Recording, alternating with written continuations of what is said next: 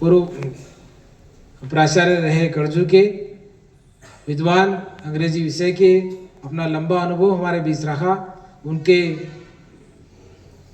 वचनों को सुनकर हमारा जीवन धन्य होगा, कृतार्थ होगा और विद्यार्थी जीवन आगे एक कर्तव्य पथ पर आगे बढ़ेगा। सम्मान के साथ आदरणीय श्री चैन सिंह जी भाटी सर।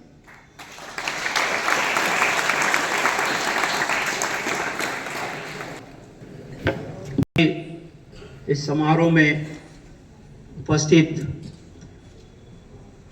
उत्कृष्ट विद्यालय के ऊर्जावान प्राचार्य महोदया, मुख्य अतिथि के रूप में उपस्थित श्री तोमर साहब, जो कि मेरे साथी रहे हैं। हमारी जो सर्विस है वो श्री राम विद्यालय से प्रारंभ हुई थी और उस समय हम साथ थे। उसके बाद आप उत्कृष्ट विद्यालय में पदस्थ हो गए थे और मैं धुंधड़का और फिर करजू। यहाँ उत्कृष्ट विद्यालय के सभी उपस्थित स्टाफ साथीगण, उत्कृष्ट विद्यालय ने मुझे बहुत सम्मान दिया है। उसके आभार के लिए वास्तव में मेरे पास शब्द नहीं है। चाहे यहाँ जैसे ही आते हैं तो ऐसा लगता है कि मैं अपने ही विद्यालय में आया हूँ।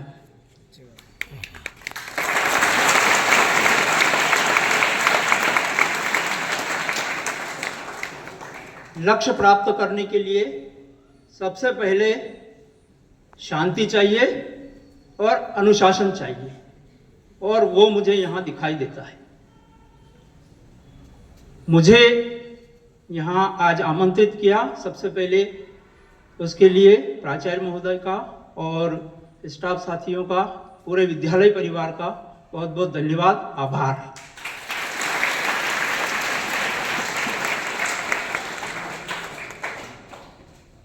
आज जो प्रेरक प्रसंग आपके सामने रखा गया था,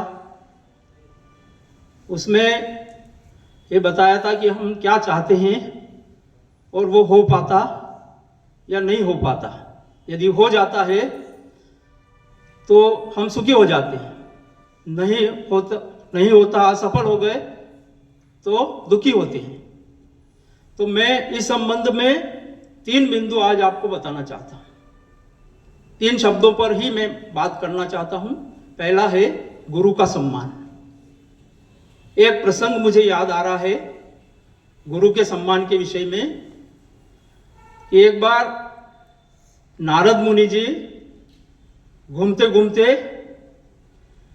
स्वर्ग लोक में गए, विष्णु भगवान के पास। तो विष्णु भगवान ने नारद मुनि का बहुत अच्छा स्वागत किया, बहुत सम्मान किया। सम्मान पाकर जब वो चलने लगे और दरवाजे तक पहुंचे तो विष्णु भगवान ने लक्ष्मी जी से कहा, लक्ष्मी माता से कहा कि ये नारद जी जहां बैठे थे उस स्थान को गोबर से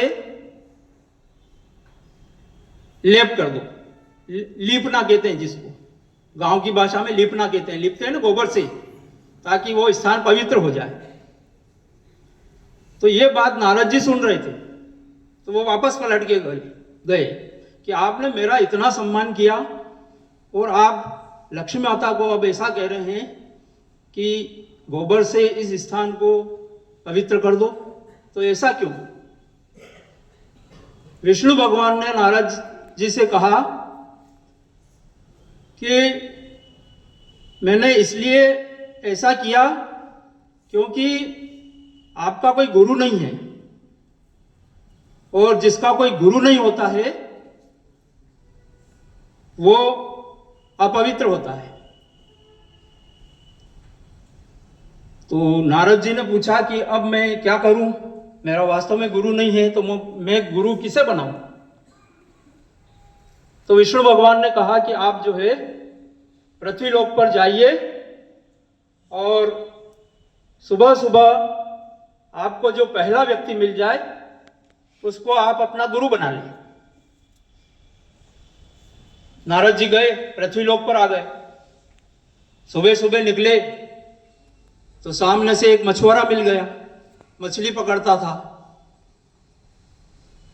नारद जी ने कहा कि भगवान ने कहा था कि जो पहला मिले वो गुरु, अब ये मछुआरा मिल गया, अब ये मेरा गुरु कैसे हो सकता है। लेकिन फिर भी उससे कहा कि विष्णु भगवान ने कहा है और आप मेरे गुरु बन जाइए। मछुआरे ने कहा कि मैं आपको क्या शिक्षा दूंगा और मैं आपका गुरु बनकर क्या करूंगा, मैं क्या सिखा सकता हूं आपको। लेकिन नारद जी ने कहा कि नहीं, ऐसा भगवान ने कहा है, उनकी इच्छा है, तो आप मेरे गुरु बन जाइए। तो मछुआरे ने स्वीकार कर लिया।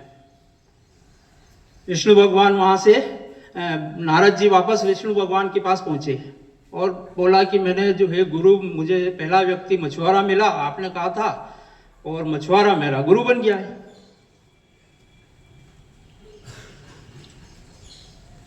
विष्णु भगवान ने कहा कि ठीक है। तो नारद जी ने कुछ ऐसी बात कही कि अब मछुआरा गुरु बना है तो वो मुझे क्या सिखाएगा। तो विष्णु भगवान ने कहा कि गुरु की निंदा नहीं करना चाहिए, वो सबसे बड़ा पाप होता है। उनको नारद जी की बात अच्छी नहीं लगी कि मछुआरे को वो सम्मान नहीं दे रहे। तो विष्णु भगवान ने कहा कि मैं आपको शाप देता हूं कि अब आप जो है 84 लाख योनियों में भटकते फिरेंगे। तो नारद जी घबरा गए। उन्होंने कहा कि ये तो आप ठीक नहीं कर रहे हैं, आप कोई उपाय बताइए। तो भगवान ने कहा कि उपाय तो इसका आपके गुरु ही बता सकते हैं, आप मछुआरे के पास वापस जाइए। वो वापस मछुआरे के पास पहुंचे। उन्होंने कहा कि ऐसा ऐसा हो गया, मुझे शाप मिल गया है और आप मेरे गुरु हैं, अब निदान बताइए। मछुआरे ने कुछ सोचकर कहा कि इसका निदान तो ये है कि आप विष्णु भगवान से जाकर कहिए कि 84 लाख योनियों का एक चित्र बना दे,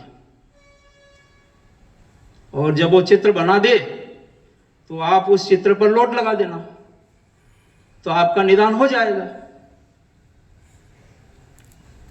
नारद जी वापस पहुंचे कि भगवान, गुरुजी ने तो ये बताया है।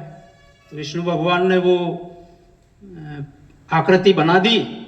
नारद जी उस पर लेट गए और उन्होंने कहा कि अब मेरा जो छाप था ये दूर हो गया। तो इस प्रसंग से हमें ये शिक्षा मिलती है कि कुछ भी हो जाओ, गुरु के प्रति हमारा, गुरु कैसा भी हो, लेकिन सम्मान अटूट होना चाहिए और कभी भी उसकी निंदा नहीं करना चाहिए, क्योंकि गुरु तो गुरु ही होता है।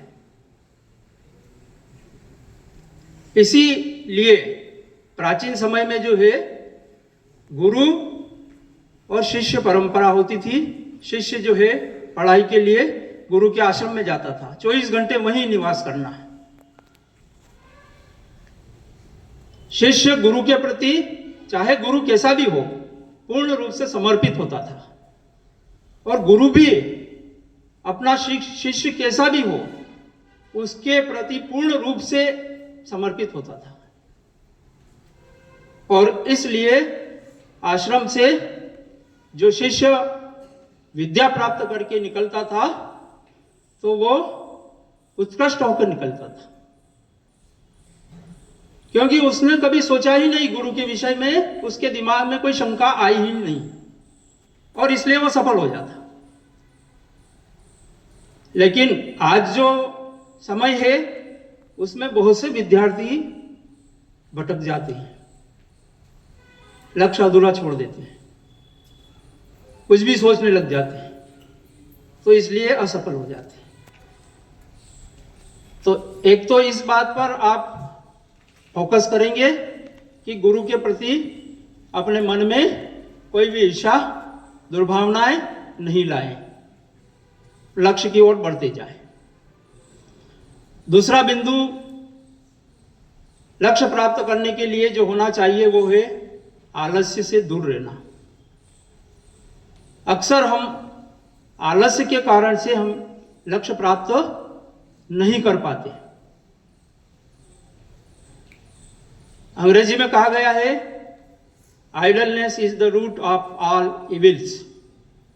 आलस्य सभी बुराइयों की जड़ है। तो आलस्य को दूर कैसे रखें? तो उसके लिए सीधा सा रास्ता है कि लक्ष्य स्पष्ट होना चाहिए। लक्ष्य क्या होना चाहिए? स्पष्ट, कि करना क्या है। रोजमर्रा का काम करके हम शाम को जब सोने जाते हैं, सोने की तैयारी करते हैं, तो उससे पहले सबसे पहले तो भगवान का धन्यवाद करना चाहिए कि आज मैंने ये काम किए, मेरे गुरुओं ने मुझे जो मार्गदर्शन दिया वो मैं कर सका, कल और अच्छे से करूँगा।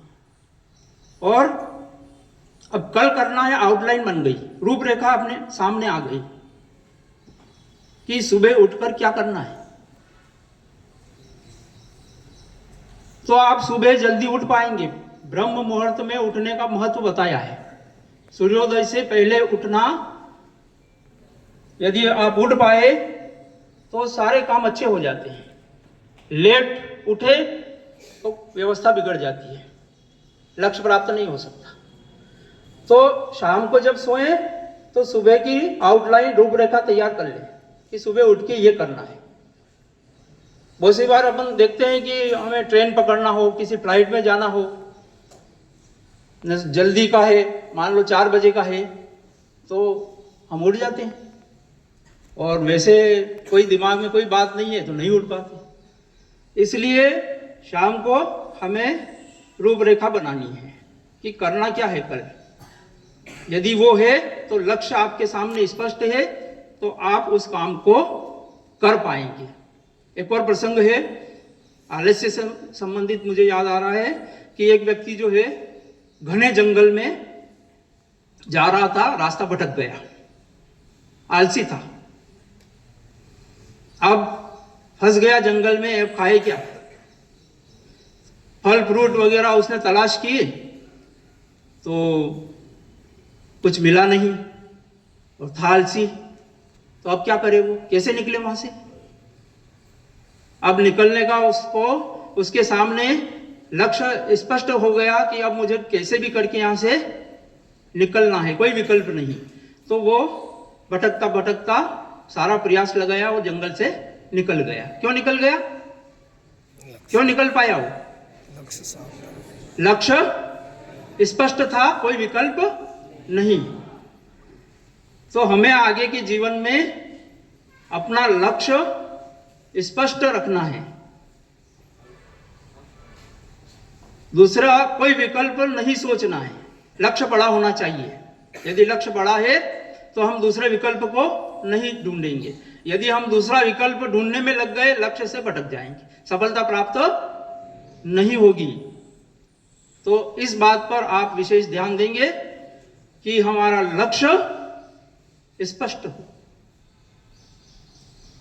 खास करके 11वीं में जो सब्जेक्ट लेते हैं, और उसमें अक्सर मैंने देखा है कि कोई विषय हमने सिलेक्ट कर लिया और उसके बाद 1 आध महीने पढ़ा, 15 दिन पढ़ा, और फिर भटक जाते हैं कि नहीं, ये विषय अच्छा नहीं है, इसको पढ़ाने वाले अच्छे नहीं हैं। पढ़ाने वाले भी अच्छे हैं, विषय भी अच्छा है, हम अच्छे नहीं हैं। हम स्वयं अपना विश्लेषण नहीं कर पा रहे हैं, क्योंकि लक्ष्य से हम भटक रहे हैं, स्पष्ट लक्ष्य नहीं है। तो आप स्पष्ट लक्ष्य रखें और उस पर चल पड़े। गुरु आपके साथ हैं, कोई नहीं रोक सकता आपको बहुत ऊंची मंजिल पे जाए। एक और बात याद आ गई मुझे, मेरे 2 बालक यहाँ उत्कृष्ट विद्यालय में ही उन्होंने अध्ययन किया था। तो उमर साहब को पता है, उनने भी पढ़ाया था, खान साहब। तो दोनों ही अभी सरकारी सेवा में है, शासकीय नौकरी में अभी दोनों ही कार्यरत हैं। एक उद्यान विभाग में है, एक फॉरेस्ट में है। तो ये विद्यालय आपको जो मिला है, सौभाग्य से मिला है। ये विद्यालय जो है जिले का सबसे अच्छा विद्यालय मेरी निगाह में है। तो आप आगे बढ़े।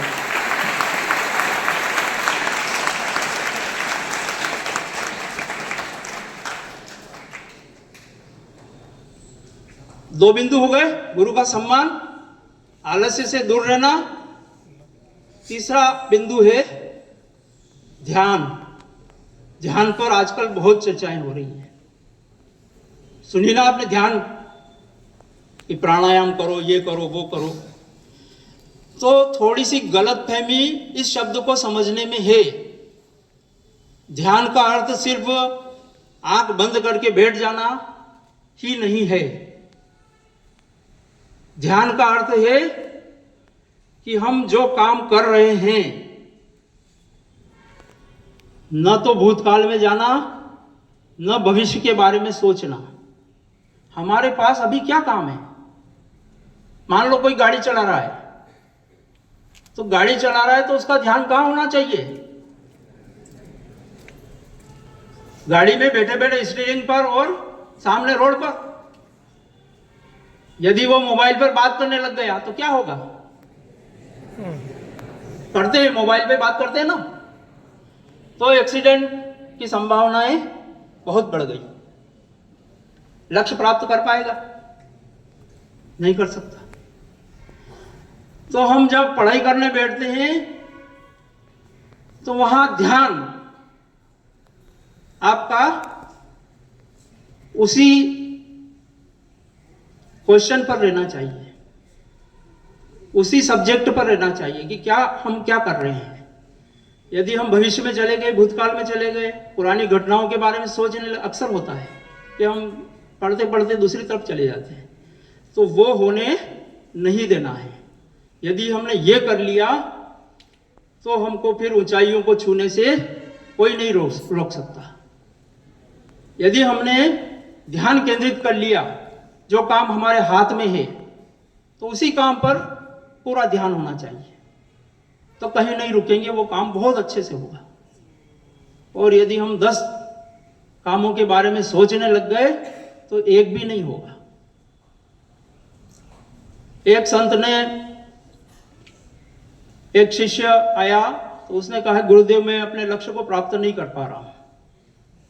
संत ने कहा कि लक्ष्य क्या है? कि मेरे पास पीने के लिए पानी नहीं है और मुझे पानी चाहिए। और संत ने कहा पानी के लिए कुआं चाहिए, तो तुम कुआं खोदना शुरू कर दो।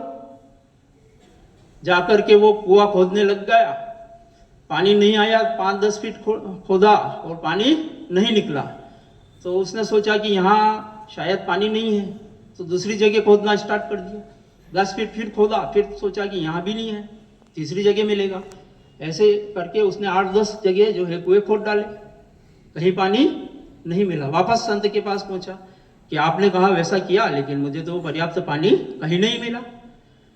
उन्होंने कहा कि तूने कितना गहरा किया? 10-10 फीट। कितने? मैंने 8-10 कुएं खोद डाले। उन्होंने कहा कि तेने अपनी ऊर्जा जो है व्यर्थ में गंवा दी है, व्यर्थ खर्च कर दी है। यदि तू 10 कुएं की जगह एक कुआं ही खोदे जाता था तो तुझे अवश्य पानी मिल जाता। तो एक ही काम में अपनी ऊर्जा लगानी चाहिए, तो लक्ष्य निश्चित रूप से प्राप्त होगा। मैं क्षमा चाहता हूँ कि मैंने कुछ समय ज़्यादा ले लिया है, तो मैं अपने शब्दों को यही समाप्त करता हूँ। फिर से आपने मुझे आमंत्रित किया, विद्यालय परिवार ने, प्राचार्य महोदय ने, तो सभी का बहुत बहुत धन्यवाद, आभार।